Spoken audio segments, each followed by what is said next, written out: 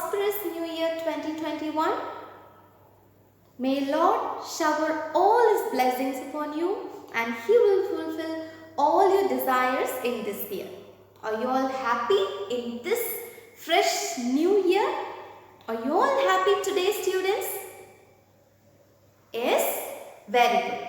Welcome back to our online learning classes. Students, from this class onwards, for the next few classes, I will be handling with the revised portions till taken. Alright? Till now, we have discussed almost 5 to 6 chapters. So, in this class and in our next few classes, I will be revising the portions for you. Alright? So that you can remember all the portions till covered. Alright? Are you all ready for our revision? Very good. Students, first let's see the first prose piece, that is why I don't wear earrings. What is the first lesson we learned? Why I don't wear earrings. It is all about a Pakistani female personality, and what is her name? Very good. Malala Yousafzai. Malala Yousafzai. She is a social activist. Alright. And she has won Nobel Prize for Peace. Do you remember? Okay. So, this particular prose piece, this particular lesson is a memoir. What is a memoir? Memoir means an author writes about his own life events. Not about his own life, but about some or few events, few incidents which happened in their own life. If I am writing about some events, some incidents which happened in my life, then that particular book, that particular work is a memoir. So, this Why I Don't Wear Earrings is a memoir written by Malala Yousafzai. She is a social activist. She is not an Indian woman. She is a Pakistani woman. Alright? Okay. Here in this memoir, she talks more about her childhood experience. When she was a child at your same age, maybe at 11 or 12, what she did, how her life was. That is what explained in this particular memoir, and especially under this title, Why I Don't Wear Earrings. She is explaining why I am not wearing earrings. And what is the reason, do you know? Okay, let's see the story in short. I'll tell you. At first, she talks something about her school, something about her classmates. And who is the newcomer in her class? Malka-e-Noor. Malka-e-Noor is the newcomer, and her name means Queen of Light. Malka-e-Noor means Queen of Light. And this Malka-e-Noor wants to become the first female army chief of Pakistan. Okay, so that is her aim. She wants to become a female Pakistani army officer. That is her aim. And Malala also talks about Moniba. Moniba is her best friend and she is her competitor.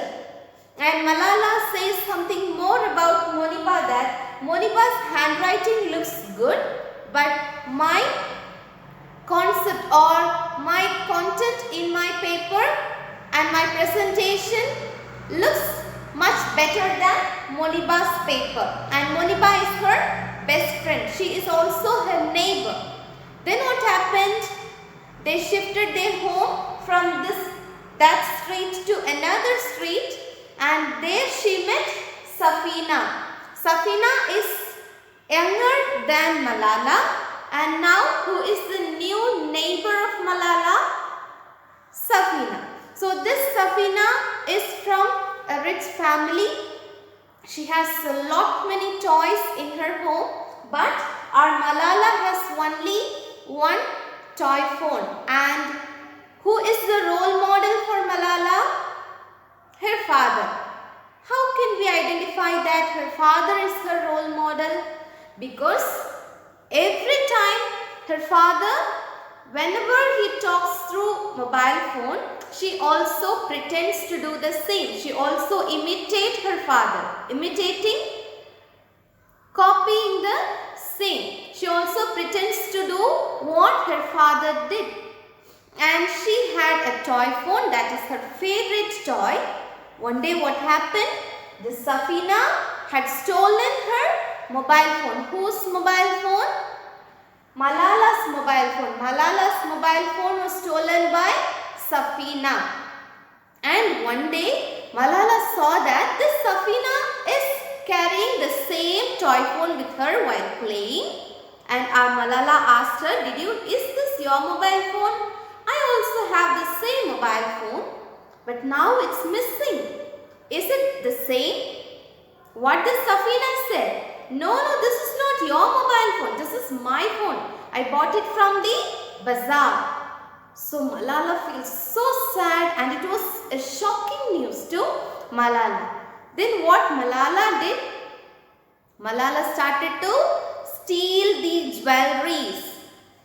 Toy jewelries like earrings, necklaces, all these toy jewelries, or she started to steal all these toy jewelries from Safina's home. Who started to steal? First, Safina. Safina took the toy phone of Malala, and Malala took the toy jewelries of Safina. And after few days, one day, when Malala came back from school, she was caught by her mother and her cousin Reena. Who is Reena? Reena is the cousin of Malala. Moniba is the best friend of Malala. And now Malala was caught by her mother and her cousin Reena. Her mother scolded her a lot, and she advised her that Safina is very younger than you. So you should be a role model. You should set a role model. You should set a footpath for Safina. You should not repeat the same mistake. And Malala also talks at this time. She also says something about another incident. This is the first incident. What is the first incident? The stealing of toy jewelries from Safina's home. Now Malala is talking, she remembers another incident, and she says that this is not the first time I am stealing, but I have stolen a pile of almonds from a cart. So one day from a cart she tries to take a pile of almonds, and she was caught by that cart owner, and her mother apologized to that cart owner, to that man. And now Malala's father gave some advice, and he bought a pile of a cup full of almonds and kept it in a glass bowl. This makes Malala feel so guilty, and she decides that I should not steal anything. That is the first incident. But now again she started to steal Safina's toy jewelries, because Safina had stolen her own properties. And now her mother informed everything to her father, and her father advised to her that all the great leaders are doing some mistakes at first, but then after they realized that it is a mistake, they did not repeat. So her father is telling that doing some mistake is very common.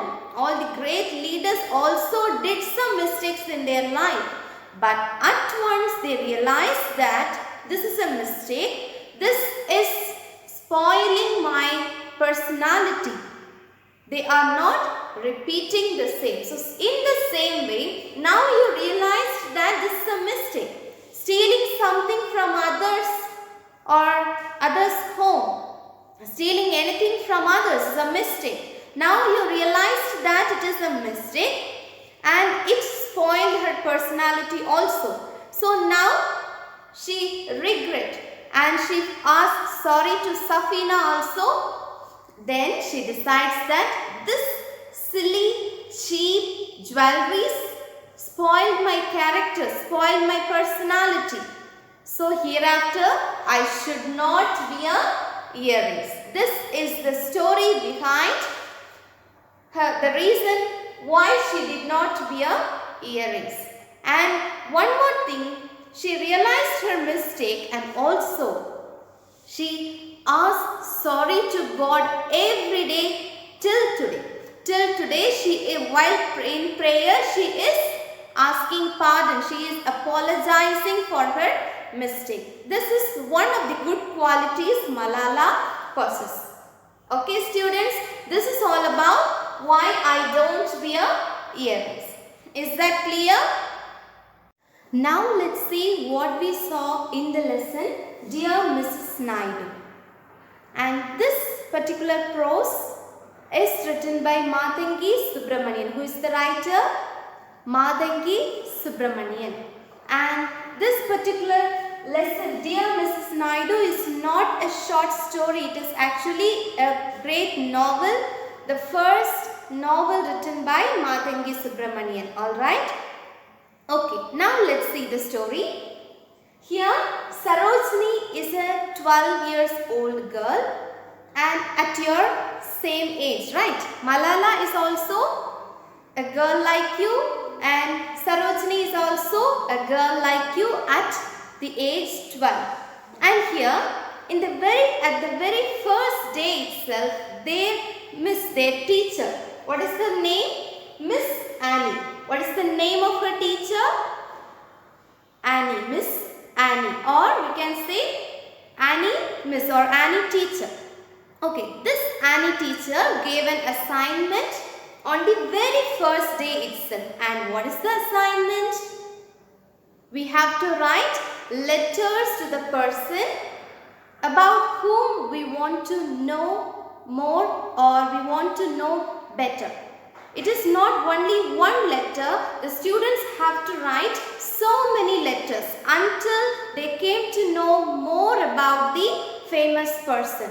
And our Sarojini has chosen Mrs. Sarojini Naidu. Who is Mrs. Sarojini Naidu? She is a famous Indian poet. She is called as the Nightingale of India and she also fought for our independence. So, Sarojini selected Mrs. Sarojini Naidu as the person for whom she is going to write so many letters. And our lesson talks about her first letter. Okay, in this letter she introduced herself to Mrs. Naidu. One important thing here is Mrs. Naidu is no more. She is dead already. Alright. So, Sarojini is writing a letter to a person who is not alive in this world. She is no more, but still she is writing a letter to Mrs. Sarojini Naidu. And at first she introduced herself and she talked something about her teacher, Miss Annie. And later she compares herself with Mrs. Sarojini Naidu. At first, she says, I am living in a poor family.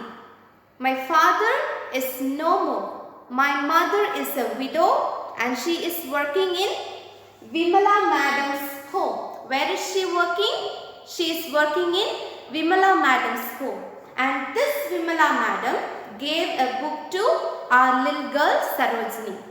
And that book is all about the history or the biography of Mrs. Sarojini Naidu. That is the reason why she get more inspiration to write a letter to Mrs. Naidu. So who is the house owner there? Vimala Madam. Her mother is working as a maid in Vimala Madam's home. And the name of Sarojini's teacher is Annie. Alright? Okay. Now she is comparing herself with Mrs. Sarojini Naidu. She is saying that I am from a poor family, you are from a rich family.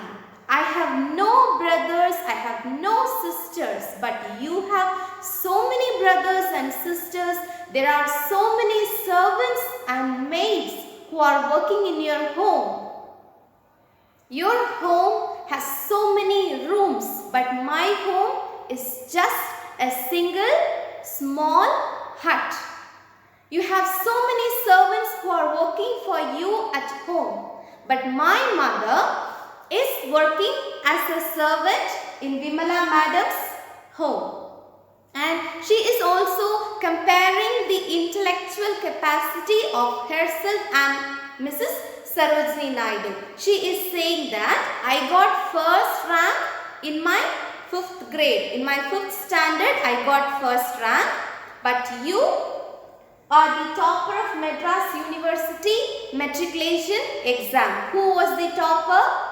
Mrs. Sarojini Naidu. Mrs. Sarojini Naidu was the topper for an exam, for a matriculation exam which was conducted by Madras University. In the same way, I also won, or I am also a topper in the class when I studied my 5th grade. So she is comparing herself with Mrs. Sarojini Naidu.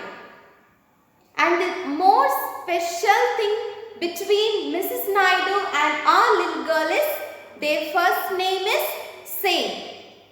The girl who is writing a letter to this famous personality is Sarojini, and this Sarojini is writing a letter to Mrs. Sarojini Naidu. So their name is the same. The first name of both these persons are same. Next, their English language or their fluency in English. Here, Sarojini is saying that I am very poor in learning English language because it is not my mother tongue. Sarojini's mother tongue is Tamil, but she is learning English in her school. It is very difficult for her to learn the English language. But at her same age, Mrs. Naidu had written so many poems in English. At the age of 12, Mrs. Naidu has written a poem which has more than 1,000 lines. So she is saying that I feel so difficult to learn English language because my mother tongue is Tamil. I feel difficult to learn this foreign language, but at my same age, at this same age, you have written a long poem in English, but her mother tongue is Bengali.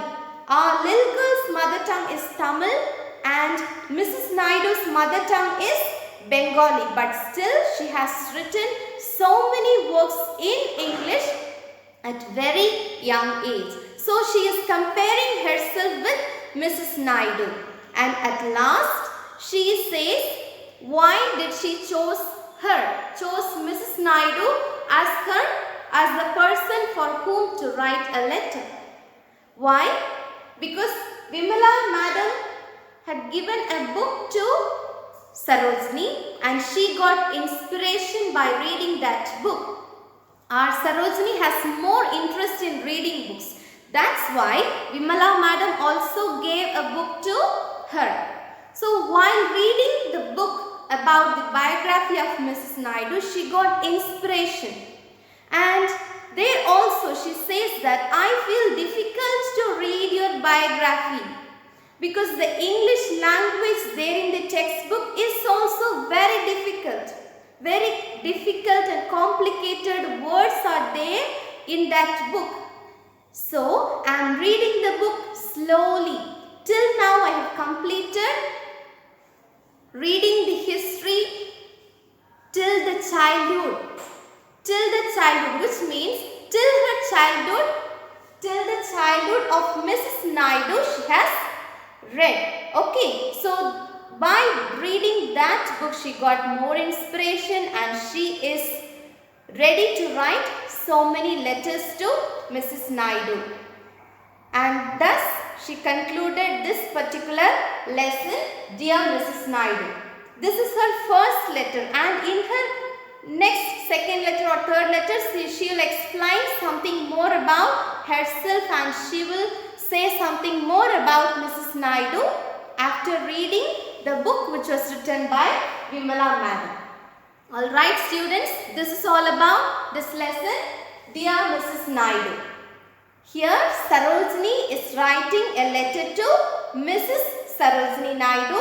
Mrs. Sarojini Naidu is a famous poet. She has written more than a poem which has more than 1,000 lines at the age of 12.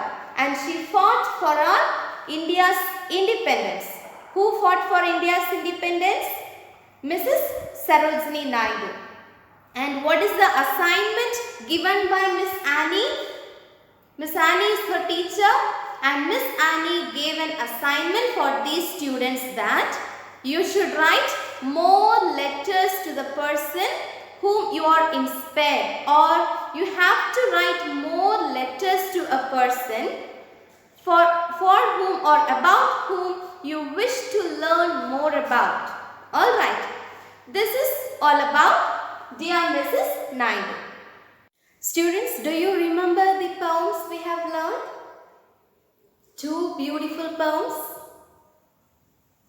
What's the title of the first poem we learned? Cradle Song. Cradle Song is a beautiful lullaby written by Sarojini Naidu. Just now we have learned something about Mrs. Sarojini Naidu, right? So in this Cradle Song, it's actually a lullaby.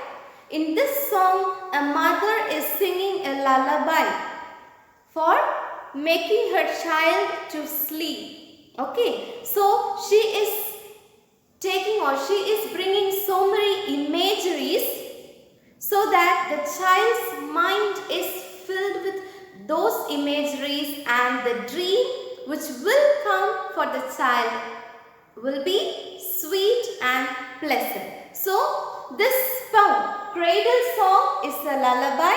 In this lullaby, the mother brings some imageries from the groves of spice, from wild flies, right? So lotus streams. So all these imageries, all these colorful scenes will fill the dream of the child so that the child will sleep pleasantly. And it is all about the poem Cradle Song. Then Swift Things Are Beautiful. Swift Things Are Beautiful is also a beautiful poem which is written by Elizabeth Korswood. Who is the writer? Elizabeth Korswood. Cradle Song by Sarojini Naidu and Swift Things Are Beautiful by Elizabeth Korswood. What is meant by swift? Swift means speed. So this title is the first line of the poem. So the first line of the poem is taken as the title of the poem, which is written by Elizabeth Korswood. In this poem, the poet talks about the beautiful things in the world which are moving fast, moving swiftly, and on the other hand, some slow processing things in nature looks beautiful. Swift things like thunder, like wind in the wheat field. The thunder and lightning is looking like the blood vessels. Then runner's foot, swallow, bird, running deer, and meteors. So many things which the process itself is quick, rapid, and swift. It looks beautiful. On the other hand, sunset, ox which are walking in the grass field, embers, everything is happening in a slow process, but still they all look beautiful. So this is what discussed in the poem Swift Things Are Beautiful. So these are the two poems we learned till in our English class. Alright. Our next lesson is Kali Wants to Dance. Here Kali is from Kovalam. Where is Kovalam? It is in Kerala. and he is from a poor family. His mother worked hard. He loved to dance. So every day evening he watched a performance in the television which is performed by actress Padmini. Actress Padmini is a good dancer. So he loved Bharatanatyam. So without going to any class, any academy, he learned almost all the mudras which are in Bharatanatyam, and he imitated the same what she did in the television. Who? Kali is imitating Padmini, actress Padmini. And one day in his annual day program, Mrs. Sara Chanda came from Chennai, and she was admired by the skill of Kali, and she encouraged him to join in Kalakshetra, and she arranged all the necessary things for him to get training from the Kalakshetra Academy. And he learned Oilatam, Tappatam and Karagatam from Dakshina Chitra Academy. So these Oilatam, Tappatam and Karagatam are the folk forms of dance which are more popular in Tamil Nadu. Okay, so he is familiar with, he got training. Now he knows to perform Bharatanatyam, Oilatam, Tappatam and Karagatam. So he is now a well-trained dancer. Finally, he achieved his goal. At the age of 25, he completed his PG diploma in dance, and he started a dance school in Kovalam, and the name of this school is Kuttambalam. Very good. So he started a dance school, and the name of the school is Kovalam. So who is the backbone of Kali here? His mother, obviously. Why? Because his mother encouraged him. She is encouraging him always. If you like to do dancing, you can start, or you can join the academy. You can join in the Kalakshetra. So she is supporting her own son Kali. Okay, so she is the backbone of Kali. And finally, Kali achieved his goal. Now he became a popular dancer. Okay, this is what we learned in Kali Wants to Dance. Now comes to the next lesson, Going Solo. Going Solo is all about a fighter pilot. The name of the fighter flight is Tiger Moth. So Tiger Moth is a popular fighter pilot, fighter flight, and a Roald Dahl. Roald Dahl is explaining some of the incidents which happened when he got training in Kenya. So he got training in Kenya, and he was trained by some local or some domestic pilots who are there in Kenya, and the name of the flight is Tiger Moth, and they used gypsy engine for the flight. It will never get repaired. So Tiger Moth is the flight, name of the flight, and he worked in RAF. RAF means Royal Air Force. Who is working in Royal Air Force? Roald Dahl. And he explained more about the adventure he had there, and he talks about his visit about the forest. What are the animals he saw there in the forest? Like wild beast, then kudu, leopard, elephant, then flamingo, and so many animals, so many wild animals he saw there in Kenya, and he is explaining about his experience when he got training in Kenya. This is all about going solo. Then at last we have learned a lesson which is a spicy, delicious lesson, right? That is a brief history of instant ramen. It is instant noodles. So Momofuku Ando is the inventor of instant noodles. In the year 1955, he came to Japan. Where is he? Actually, he is from Taiwan. So from Taiwan, he shifted his family, or he shifted to Japan. So he is a Taiwanese immigrant. At first, he started to work so many other jobs like selling socks, engine parts, and he also worked as a manager for a credit association. He tried some prefab house. What is meant by prefab? Prefab means prefabricated, like small rooms are fabricated and on the whole they will make it together as a house. That is prefab house.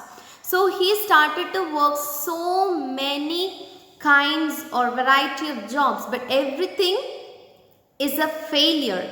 Finally, in his backyard, in the backyard of his home, in the kitchen, he tried a lot many recipes to find a solution for the people, for the poor people. He is thinking that we have to feed everybody without any difference, because poor people are not able to get food, proper food. So he is thinking that, or he is planning that I should provide food for everybody without any difference, to all, to the rich and to the poor. So finally he invented instant noodles and he became a popular entrepreneur in Japan. Alright, this is what we have learned in the brief history of instant ramen. So who invented instant ramen, instant noodles? Momofuku Ando. Okay, students? Students, I hope you all have understood our today's class. See you all in the next class, students. Until, take care. Bye-bye.